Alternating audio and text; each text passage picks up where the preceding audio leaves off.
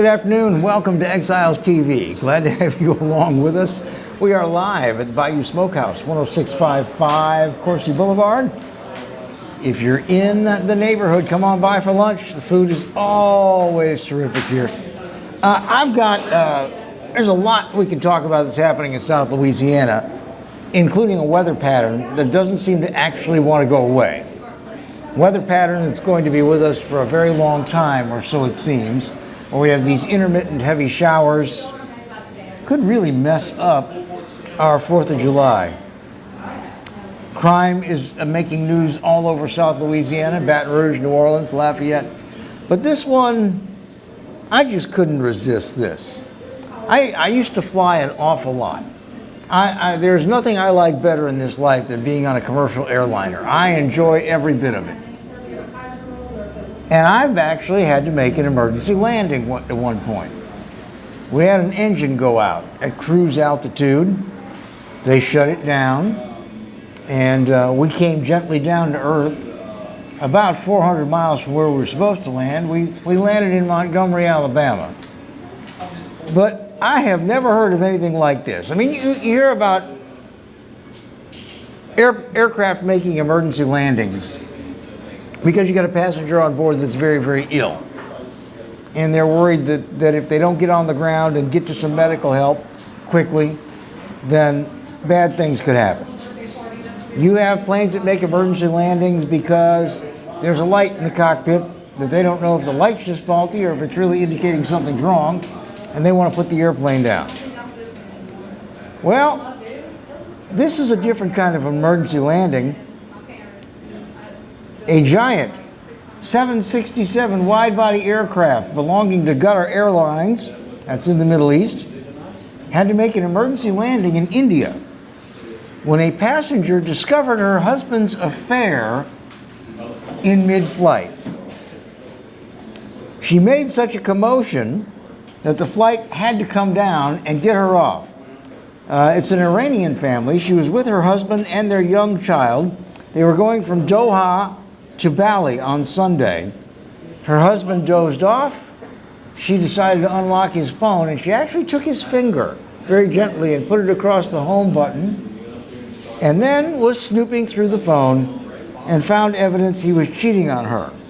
Now, she had reportedly been drinking, and drinking a lot. Started a fight with her husband. The flight crew asked her to please, you can't really say take it outside when you're at 35,000 feet, but they asked her to just kind of, wait till we get where we're going, and then have at him. You could even have at him in the terminal, just not on board the airplane. So apparently, the situation got completely out of hand. She was cussing and pummeling and throwing, and the flight crew decided they better go ahead and land. So they diverted to Chennai, India. They took that family off the airplane, and the crew said, see you later, bye. They buttoned that airplane back up, and they went on to Bali. Now, here is what is interesting. You know, everybody's aviation law is a little bit different. In the United States, even if you did discover your husband's having an affair, or your wife is having an affair, if you disobeyed that flight crew and didn't button it up, get back in your seat, if you kept on yelling, screaming, fighting, misbehaving, they're going to put that airplane down. But you're also going to come off of it in handcuffs. And you're going to have to go before a magistrate or a federal judge and face charges of interfering with the flight crew. Also, in this country, if you're on Delta, American, Southwest, United, JetBlue, probably not Spirit, they're a little flaky, but if the plane has to come down because of you, there's a cost associated with that. You're going to get a bill. And it's going to be a great big bill. Apparently, it's a little different in India. Their Central Security Force confirmed the incident. They said that there was no security issue with the family. They allowed them to go on to a flight back home without any charges against them. Well, it may have been the lady's lucky day. I still don't think it's her husband's lucky day. That's a long, long flight home when she knows. And by the way, guys, if you're going to be stupid enough to cheat, be smart enough to have a 5 or 6 digit code that opens your phone. Don't use the thumbprint. Way too easy for someone to open your phone when you're sleeping using your finger. Now you tell. I just couldn't. Now, they also didn't ban her from Qatar Airlines, which is very interesting. I'm sorry, it was just kind of fun. I couldn't resist. We'll get back to some news of the day in just a moment. Stick around for more Exiles TV.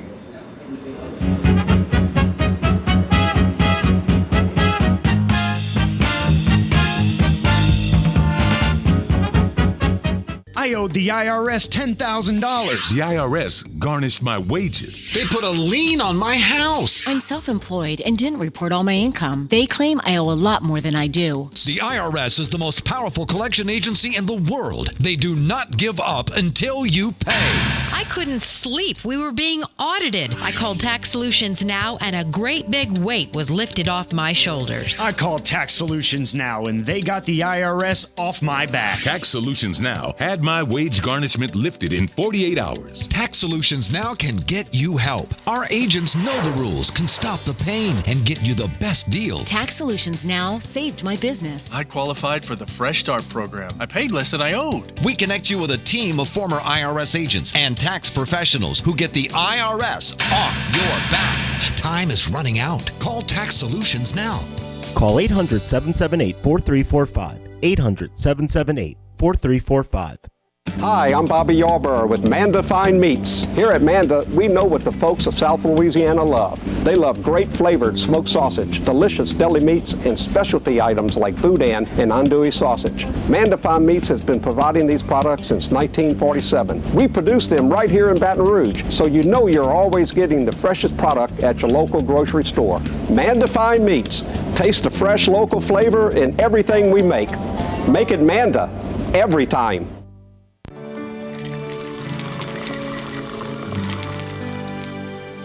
No one can stop me when I taste the feeling. Nothing could ever bring me down. Nothing could ever bring me down.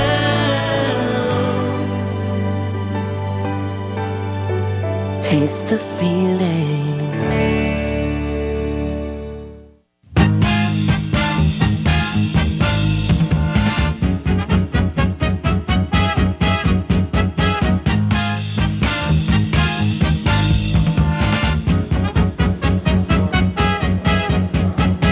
Welcome back to Exiles TV. Glad to have you along with us. I'm Bill Profita. Kevin Gallagher, still recuperating from his cancer treatment. I had a chance to actually visit in person with Kevin for the first time Friday afternoon, and he is doing much, much, much better.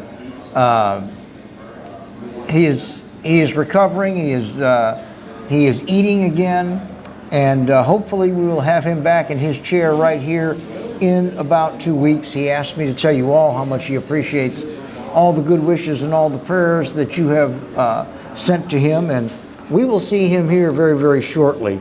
I was kind of hoping that we would have a day without hostile gunfire in Baton Rouge, but it was not to be.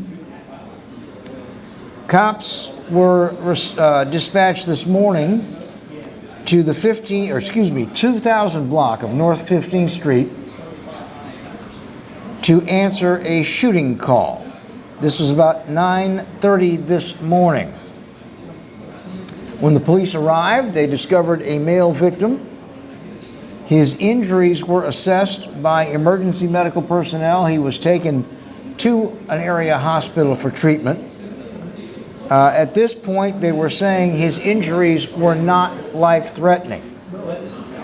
And that really is all that we know about this, because it's just about 2.5 hours ago. They're probably still stabilizing him in the ER. And again, I'm sure the cops are doing their very best to find witnesses, anybody that might know anything.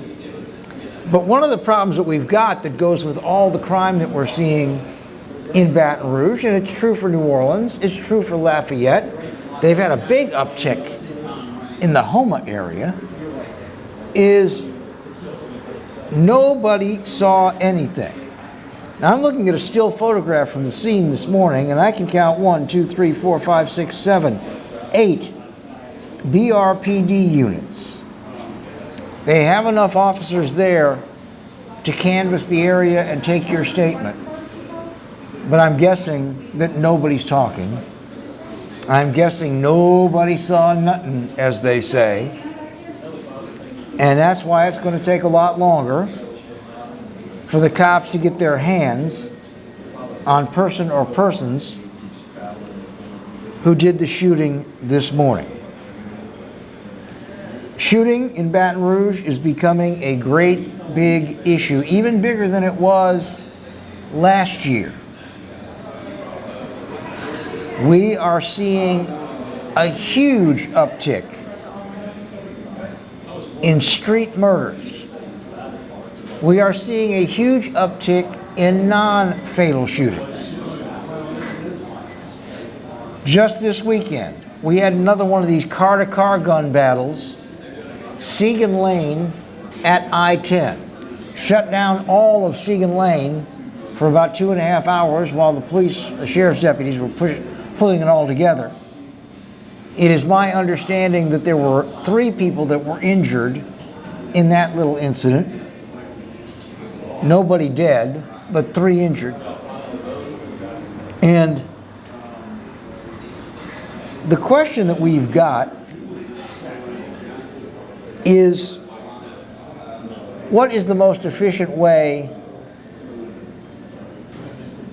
to staunch this type of gun violence in our cities? The fact of the matter is, this is not crime of greed. This is not people get on I-10 and they scope out a bank that's close to the interstate and they say, well, we'll come back Tuesday and we'll grab the money. And somebody gets itchy, maybe a guard pulls a weapon, and all of a sudden you got gunfire. You don't like that kind of crime, but at least it's got a rhyme or a reason to it.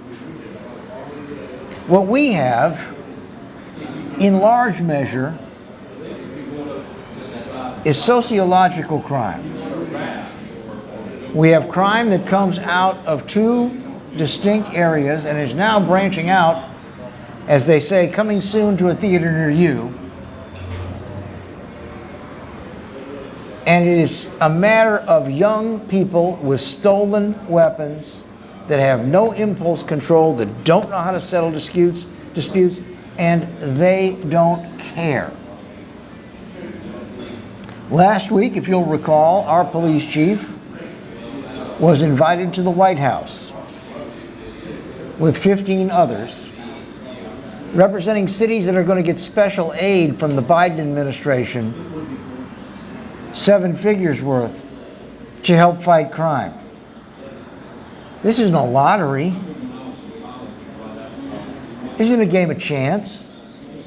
Our police chief was at that meeting because we are tied for first in the highest murder rate per capita in this country. Our murder rate per capita is 2.5 times that of Chicago.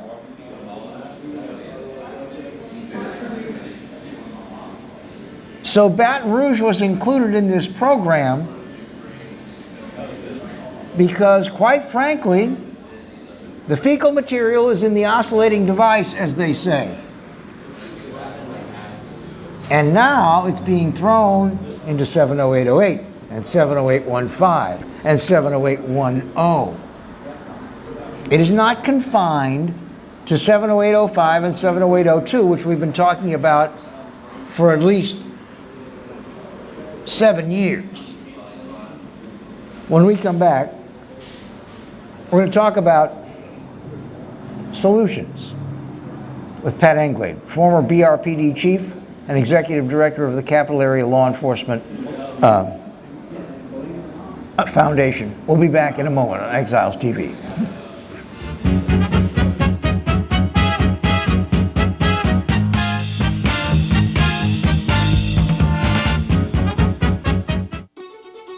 Live and play on the fairway at Greystone Golf and Country Club, a serene, challenging golf destination located in Denham Springs.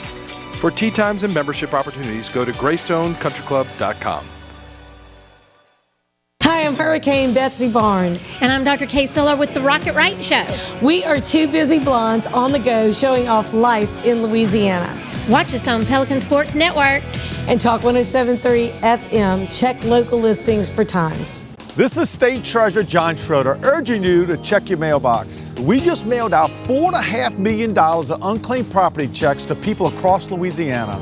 Unclaimed property is lost money turned over to the Department of Treasury so we can return it to you. The process is so easy, you can claim it right from your phone. Check for yourself, check for your family, and don't forget to check your businesses. This is your money. Claim it. Check your mailbox. And cash your check. It's that easy. Hi, I am Dr. Farrell Frugier Jr., and I am a general dentist at Frugier Family Dentistry. I was born and raised in Baton Rouge, Louisiana. I went to Catholic High School, LSU, and LSU School of Dentistry in New Orleans, where I received my DDS degree in 1986. I always have and will continue to be committed to continuing my education, to invest in technology which makes the diagnosis and delivery of dentistry more thorough, more comfortable, and more aesthetically pleasing. In our practice, we are here to serve the patients. We want to improve their quality of life and to develop relationships with our patients. In dentistry, we have a chance to impact lives on a daily basis, not just by doing dentistry, but by getting to know them and being a part of their life. We also believe in giving back to our community. So every year, we give back to the Greater Baton Rouge Food Bank, Toys for Tots, and Mary Bird Perkins Cancer Center. Please stop by and visit our office. We would love to take care of you and your family. The selection is deep, and the time to get a used car is right now from the Team Automotive Group. Shop and save on over 125 certified vehicles and choose from more than 700 pre-owned vehicles at any of our team locations. Or log on anytime at teamautouse.com.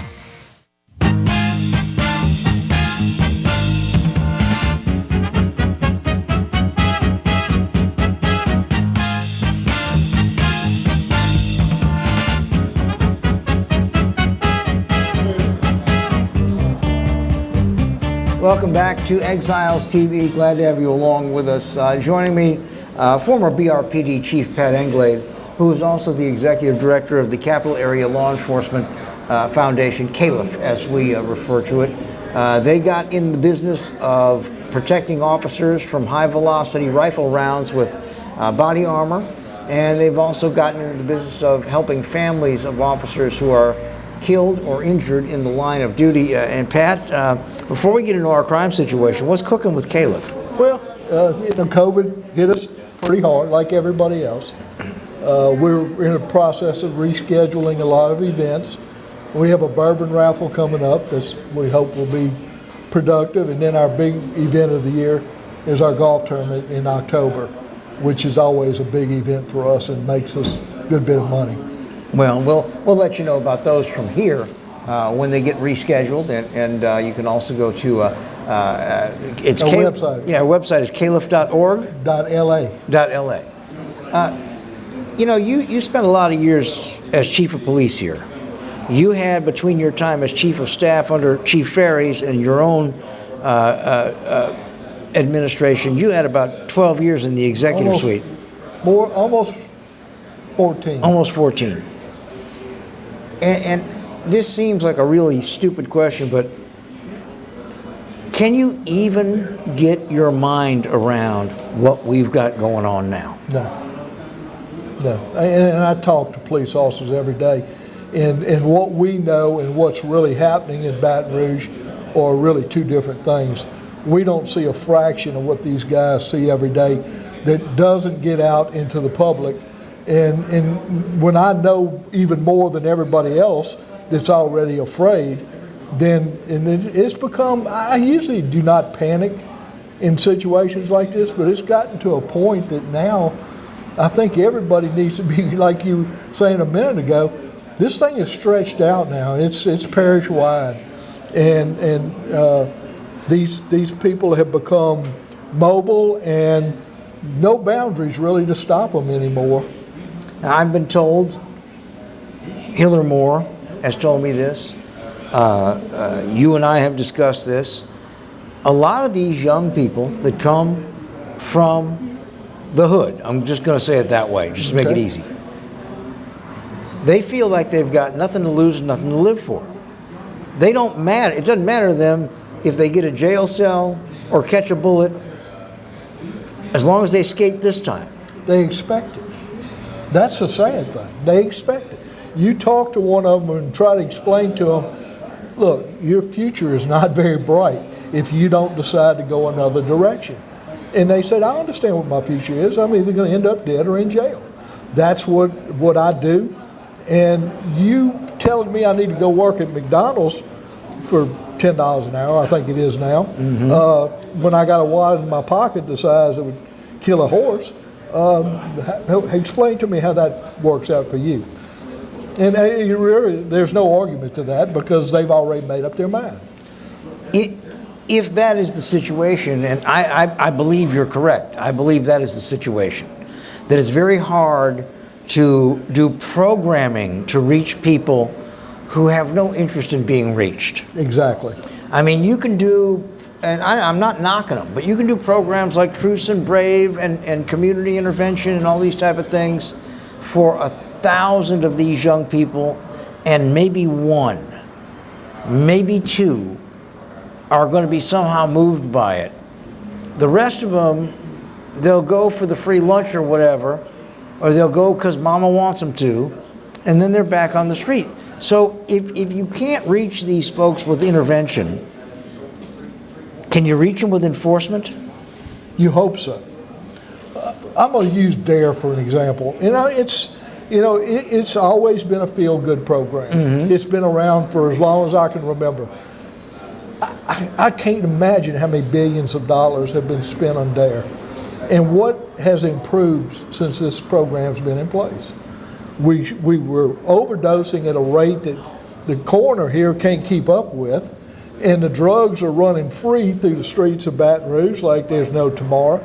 So what have we accomplished by this? Look, I'm all, if you could move a person over to make them decide that crime is not their future and you can do something with them, that's great. But I don't think these so-called social programs are really helping. I think you have to enforce, we're talking about violent criminals now. Yes. These are the ones that will open up on the interstate at another car with these pistol type ARs that can spew out 30, 40, 50 rounds at a time with no care where they end up. So how do you get to those people? How do you stop that? It's going to take the whole justice system to work together. And that's the police and Hiller and the judges are going to have to come together and determine and just admit it that violent criminals need to be put in prison. And I know nobody wants to hear that, but that is until when they've gotten to that point where another human life means absolutely nothing to them. Are they trained in that way? Are they sociopaths, psychopaths? I don't know. I don't know what you call these kids today that are so angry at everything that's going on in this world. And they want to take that anger out on everybody else and anybody else that gets in their way. Well, I've been told that we are in Baton Rouge facing a third generation of a mentality that doesn't get the proper education, that comes from trying times and comes from families that are full of substance abuse and physical abuse. And they're saying it's a third generation type of thing. And again, while I sympathize, that also reminds me of a cornered animal. There is nothing more dangerous than if you have a societal bent for being a cornered animal, if that's what you came from. Me playing basketball with you at midnight is not going to change your mind. No, unfortunately not. There was a time, I can remember in the early 70s, the mid 70s, when I was policing, that there was a matriarch in the black family, was a grandmother. And they rode those families, and those kids listened to them. I personally had to pull 2 or 3 grandmothers off of kids when I couldn't get in the door fast enough because they were already on top of them. Don't embarrass me again, son, I'm telling you. Do not. And that child's eyes were this big, and that was so important that we had those people in those kids' lives now. But we've evolved into what? We got 35-year-old women today are grandmothers. And they're, we don't have that person anymore that's willing to step out and keep their hands on these kids and make sure they go down the right path. And I think we've lost a huge advantage when we lost those people that lived through that life and then decided, I don't want my grandchild to be in prison for the rest of his life. I agree with you on that. And I think there's another factor. I think that you have a certain political influence that wants to look the other way until they can no longer look the other way. I'm thinking of that television commercial for that judge, a district court judge, that has got somebody in prison orange saying, come on down to 19 JDC and this judge will get you off. She'll give you some love. I don't think anybody thought in that community that was a joke. I think they think that's the way it is. Well, we can look at those records of how the sentencing guidelines are going down, but nobody's willing to do that. We don't have a media today that's willing to go out and examine the problems and bring it to the surface for everybody to see. It's not available to anybody. So it's up to the police to be out there hanging in the wind by themselves and trying to lasso this out of control tornado that's flying around and try to bring it back in. 100 people short at BRPD. Most of those guys come out of uniform patrol.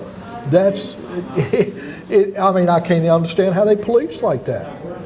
We had 300 uniform officers at the point where either Greg Ferris or I was chief of police.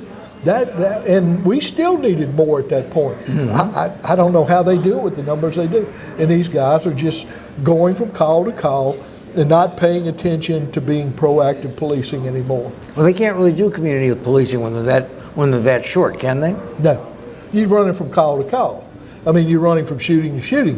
When you talk about we're already over 200 shootings today where the person went to the hospital but did not die, plus the 66, whatever number it's at today, of murders, there is no time for anything.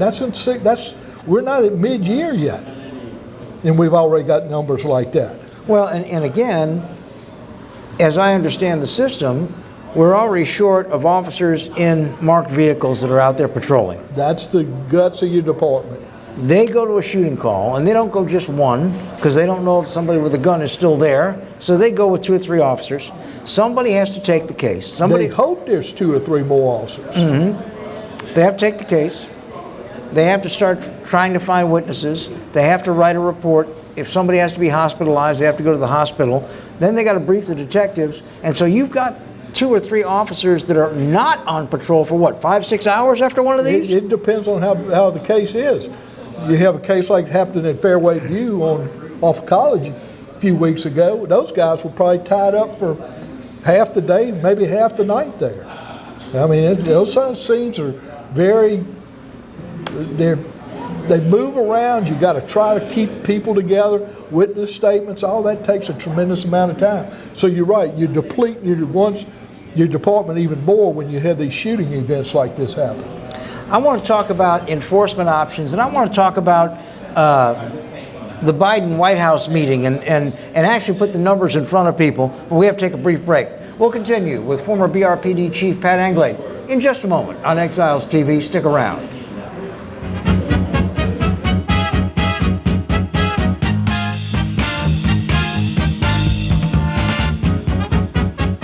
Bellello's Furniture and Appliances, your dependable independent. Depend on us for service, for selection, for price. Get huge Whirlpool savings. Shop now and save on Whirlpool appliances throughout the store. Plus, experience our price match guarantee and ask about special financing. You can depend on the know-how of people who live appliances every day. Bellello's Furniture and Appliances, your dependable independent with nationwide buying power. Hello guys, it's Debbie. It's time. I've got a brand new location. 10510 Airline Highway, Baton Rouge, next to After 5 Tuxedos. We have the perfect spot to get all your wedding and formal wear needs. Come see our one-of-a-kind name brand and get great prices. With 30 years experience, the best customer service anywhere. It's Debbie's Bridal, Airline Highway, Baton Rouge. See you soon. Hi, I'm Hurricane Betsy Barnes. And I'm Dr. Kay Siller with the Rocket Right Show. We are two busy blondes on the go showing off life in Louisiana. Watch us on Pelican Sports Network. And Talk 107.3 FM. Check local listings for times. The first big sale of the year is here. The Dream Garage Spring Event is underway at Team Honda. For the first time ever, get $12.50 customer cash on every new 21 Passport, or get 0% for 60 months on every new 21 Pilot at Louisiana's #1 Honda dealer, Team Honda. This is State Treasurer John Schroeder urging you to check your mailbox. We just mailed out $4.5 million of unclaimed property checks to people across Louisiana. Unclaimed property is lost money turned over to the Department of Treasury so we can return it to you. The process is so easy, you can claim it right from your phone. Check for yourself, check for your family, and don't forget to check your businesses. This is your money. Claim it. Check your mailbox. And cash your check. It's that easy. Sometimes life is wonderful, and sometimes it's not. Cherish the good, but always be prepared for life's challenges. At Private Healthcare, we provide the peace of mind you deserve. With private healthcare, you'll get the coverage you want and healthcare you need. If your employer doesn't supply healthcare coverage and you don't qualify for Medicare or Medicaid, you need to give us a call right now. Private healthcare is private health insurance for ages 65 and under with medical, dental, vision, and even prescription coverage. When life comes at you unexpectedly, you need to be ready, and health insurance is your financial safety net. Health insurance has never been so easy and affordable. If you're looking for health coverage at the best price and your annual household income is $35,000 or more, call the number on the screen now and speak with a live healthcare consultant. Don't wait. Get the coverage you need now.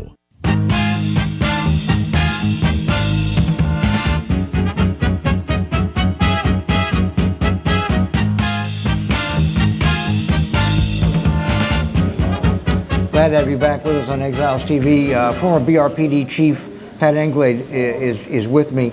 And 2 segments ago, I talked about this meeting at the White House that our police chief was invited to. There were 15 cities that were getting special aid to help fight crime. And it wasn't a pilot program. It's because they have terrible, terrible, terrible murder rates. And Jonathan, if you can go ahead and put that graphic up, and Pat and I are going to kind of go through it. We are tied with Baltimore. Nothing to be. You don't want to be tied with Baltimore for anything. No. Unless it's crabs or something. I'm not sure. Yeah, we are tied with Baltimore at the per capita murder rate, the highest, 26 per 1,000, and rising in Baton Rouge. Chicago, that is always on the national news, 53 people shot, 2 dead, 2.5 times less per capita murder rate than we have. You can see it in front of you. It's in black and white, folks. The question I would ask is, are the other cities that are in this boat, are we not taking a firm enough stand? Are we not doing enough actual getting warrants and rounding people up policing? What are we missing here, Pat? We stopped proactive policing. We're afraid that the perception of what I refer to as aggressive policing does not mean physically aggressive. It means we're hitting the streets, we're looking for things that are unusual, we're trying to avoid robberies, murders, shootings, burglaries, any of those other crimes. You got to put people in the street to do that. You can't run a district with 2 or 3 police officers in police cars and expect to do proactive policing. There were times when crime came up in Baton Rouge, we would just start emptying offices. I said, go find a car, put your uniform on, and we're putting everybody on the streets. We'll shut down everything else. We got to stop it where it's starting, and that's the streets in the city of Baton Rouge. And there's no barbecues, no hot dogs, no snowballs, no program that's going to stop it more than just enforcing the laws. I mean, Bill, you and I have talked about this. You know, New York made a model of the broken windows theory where it's not harassment, it's saving people's lives by getting guns and those drugs off the street. And that enforcement takes place on the streets. And that's where you have to go. You have to get out there at 2 a.m. in the morning and get in those streets. And if people get their feelings hurt, I'm sorry. There are good people that live in those neighborhoods that are trapped in their homes and afraid to death that bullets are going to come flying through their doors at any minute. And that's not fair to them. No, it isn't. But there are people who are in all the other neighborhoods in this city that, I mean, think about it. Think about how many people from all of our zip codes have occasion to drive on Segan Lane at night or College Drive at night. They're not used to seeing or hearing about bullets flying. Essen Lane. I have some videos that were given to me by Customs Security. No plug, I'm just telling you what they gave me. It shows these groups of burglars that are going out in the wee hours of the morning. One of them is going through the vehicle, and it doesn't matter. They're in your neighborhoods now. They're not. Oh, yeah. They're not stuck up in North Baton Rouge. They're looking for expensive things and guns that us. Well, I don't leave guns in cars because that's automatically going to be broken into. But there's one guy that's going through the car looking for guns and those sort of things. The other one's standing at the door with a pistol in his hand. So if you walk out that door, you're dead. We've got 6 or 8 of those videos just like that shows that you hear something in your carport at night and your first instinct, well, let me go look. If you open that door, you're dead. And that's happening everywhere in the city of Baton Rouge right now.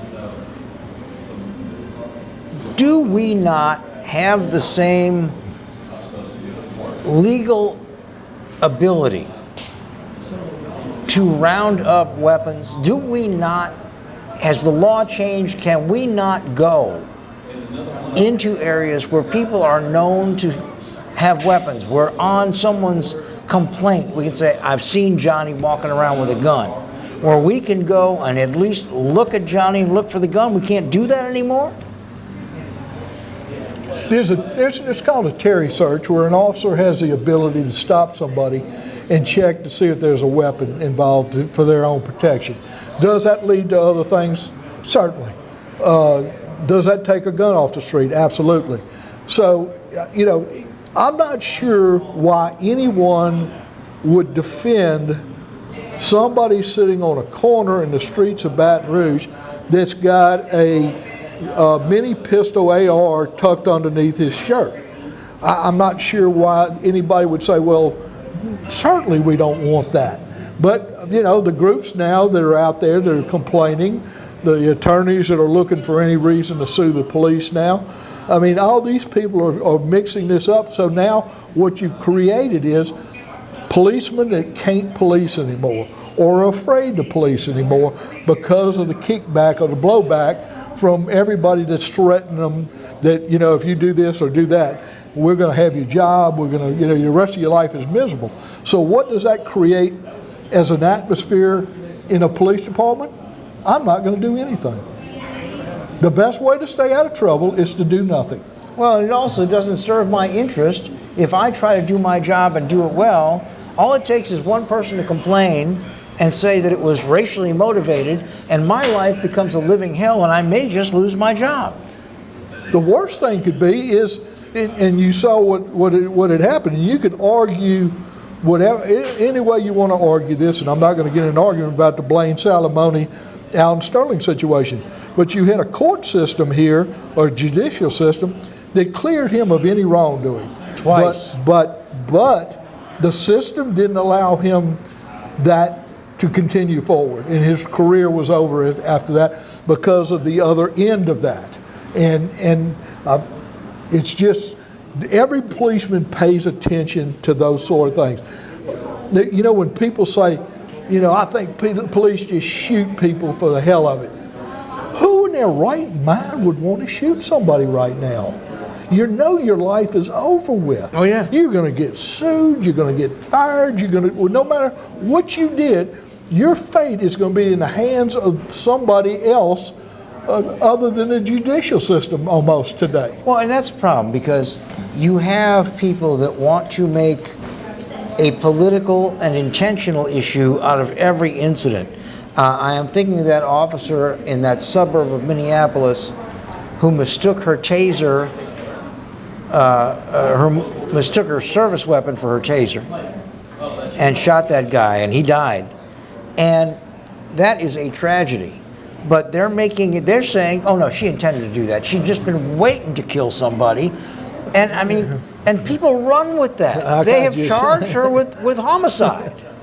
I mean, there's nothing I can do but shake my head on something like that and wonder why in the world would anybody think that, other than it benefits somebody else. And like I said, what we've got today in this country is police afraid to police anymore because of the blowback that's going to come back if you get in any situation. When you pull over a car, you don't know if that's an 80-year-old man that's leaving the hospital from his wife, or it's four guys that just robbed a bank and shot somebody. I mean, every stop is a possibility of something going to hell, and they are just avoiding that now. The best thing I can do is go sit under a tree and look at my computer. That's sad. Well, and we're going to suffer because of it. But I also understand the siege mentality. I understand that.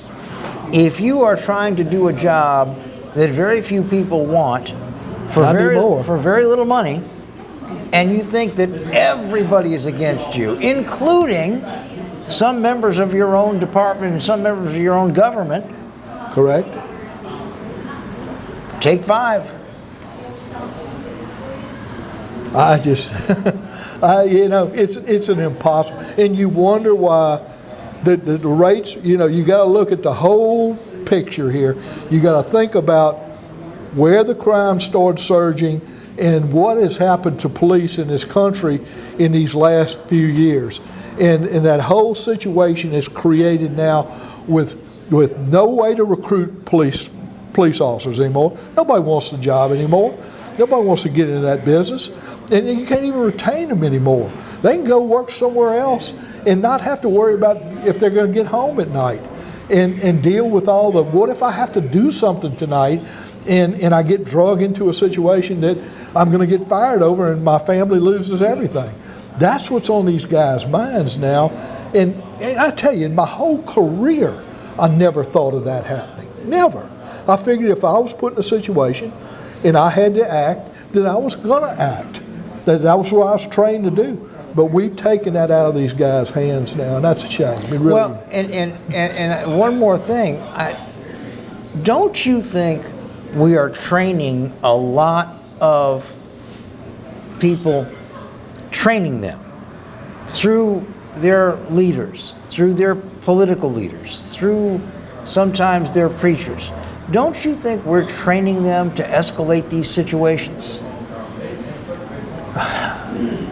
I don't know. I mean, it has evolved so fast, and just the whole situation from top to bottom is just completely out of sync right now.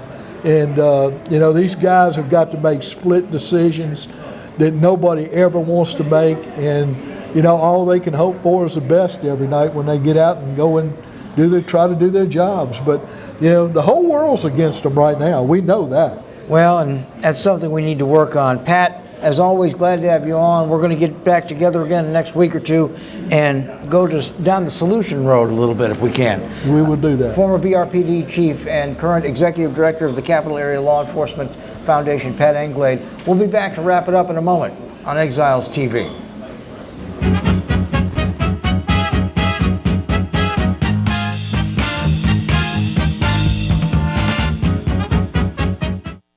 Caught spiders?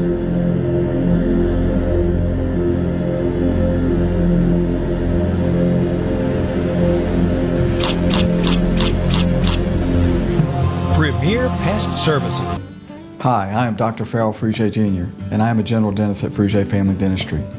I was born and raised in Baton Rouge, Louisiana. I went to Catholic High School, LSU, and LSU School of Dentistry in New Orleans, where I received my DDS degree in 1986. I always have and will continue to be committed to continuing my education, to invest in technology which makes the diagnosis and delivery of dentistry more thorough, more comfortable, and more aesthetically pleasing. In our practice, we are here to serve the patients. We want to improve their quality of life and to develop relationships with our patients. In dentistry, we have a chance to impact lives on a daily basis, not just by doing dentistry, but by getting to know them and being a part of their life. We also believe in giving back to our community. So every year, we give back to the Greater Baton Rouge Food Bank, Toys for Tots, and Mary Bird Perkins Cancer Center. Please stop by and visit our office. We would love to take care of you and your family.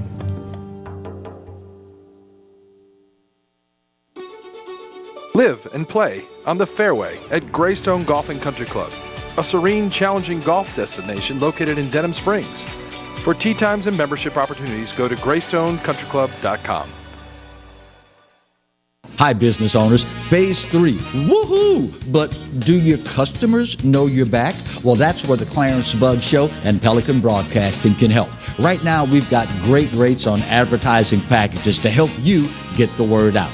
Shoot me an email at bugsclarence@gmail.com. Or better yet, call me up. I'd love to talk with you. 225-485-6839. Let's get together and make Phase 3 the best it can possibly be. Got termites?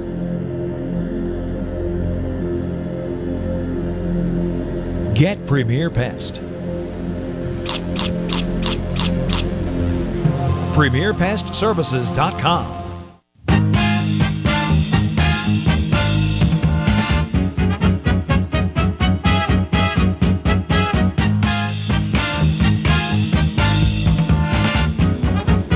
Walk away. Welcome back to Exiles TV. Again, our thanks to former BRPD Chief Pat Anglade.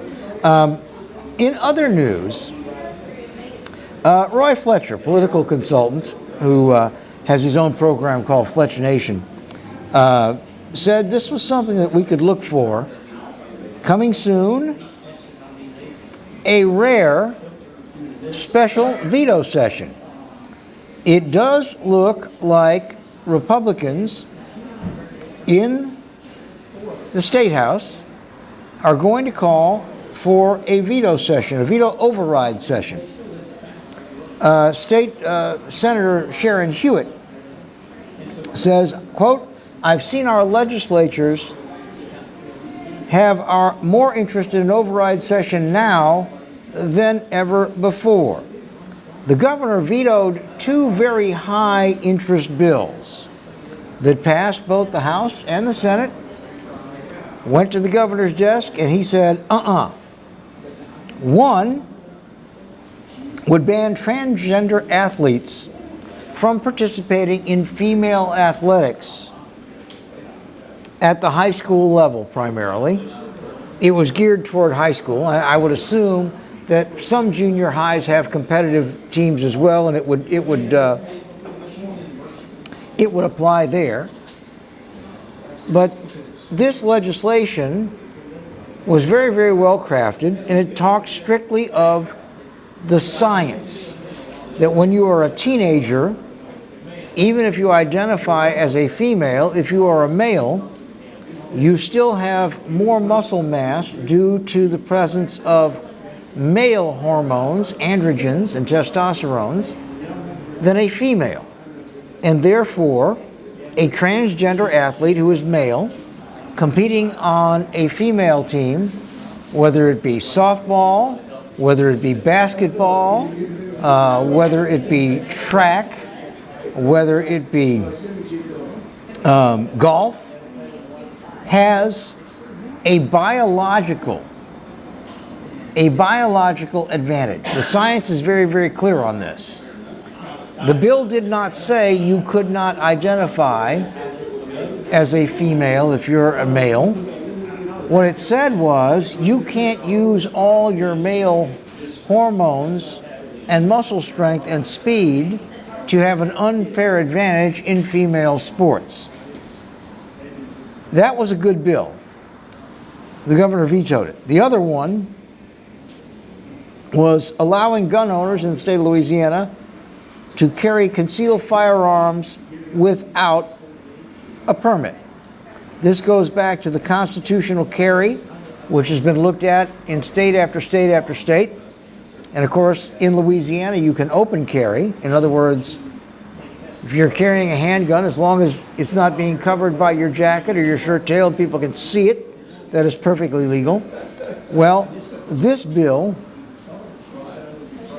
would have made it possible for handgun owners, as long as they were legally able to possess a handgun. In other words, over the age of 21, no criminal record, not a felon, never been interdicted, could pass the background check, got the gun legally, to be able to carry it concealed without any type of a permit or training or a class. And the governor vetoed that. Now, the governor got a lot of pressure, I believe, from law enforcement to veto that particular bill. As most people in law enforcement will tell you, they're very, very pro-gun ownership, very pro-Second Amendment, but they are not pro having everybody carry without at least going through some sort of a class and at least applying for a permit. But it appears that we are going to have a veto override session in the Louisiana legislature on these two bills. Now, the governor has to notify them that the bills have been vetoed by July 3rd. Legislatures would have to vote as to whether or not they want to have this veto override session by July 15th. And if that is a successful vote, then the veto override session would be scheduled for July the 20th. I think Roy believes that both of these vetoes will be overridden. I'm going to split the baby on this.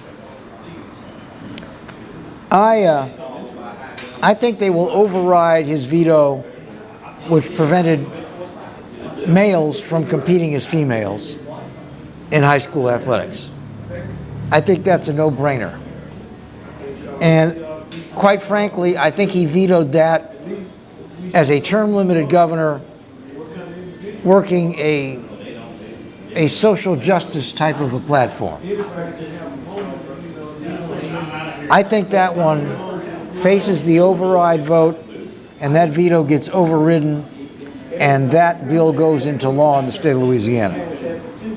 Now, the concealed carry without any kind of training or permit, that's not going to be that easy a road. I think the governor got a lot of pressure from law enforcement groups, district attorneys groups, people like that, to veto that one. I have talked to several people in law enforcement, all of whom are very big believers in gun rights, but all of whom said this is a bad idea. So I think they're going to go 50-50 on this. I think they will vote to override the the veto on the transgender athletes being banned from participating in women's sports if they are biologically male at the high school level. Not so sure that the veto on the concealed carry without a permit is going to be overridden. All right, before we close it out, the weather forecast. Yes, we have to talk about weather because this pattern, according to all the meteorologists, is going to be with us for a while, at least through about the 7th of July, where we have these pop-up thunderstorms that can be very, very severe and very, very harsh and over with in 10 minutes or less.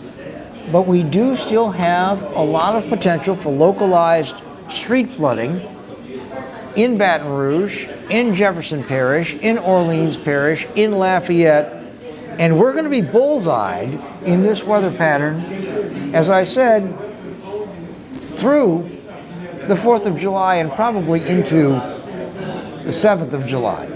Whether or not we're going to be able to enjoy lighting our barbecue pits on the 4th, well, there's going to be some time, I think, to do it, but they're saying right now a 60% chance of thunderstorms on Sunday, July 4th. Oh, and by the way, price of gasoline just jumped another 8 cents a gallon. Did you see that?